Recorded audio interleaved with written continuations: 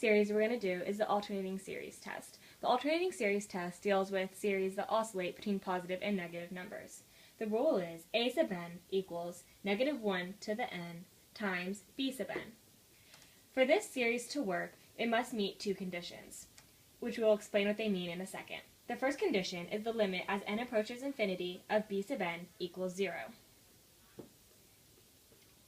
The next condition is that b sub n plus 1 is less than or equal to b sub n, or in other words, the series is decreasing.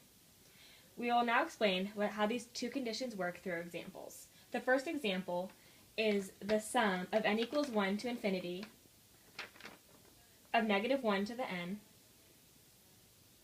times 1 over n squared. So now we'll see if it meets the two conditions.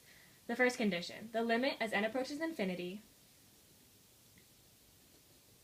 of 1 over n squared does in fact equal 0.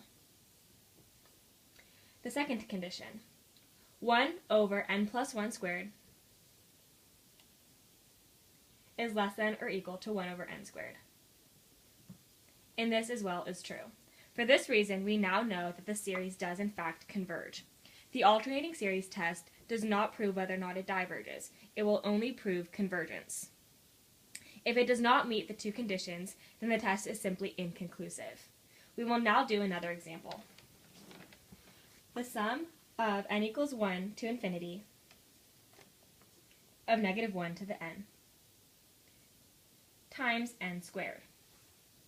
We will now see if it meets the two conditions. The first condition, the limit as n approaches infinity of n squared equals infinity.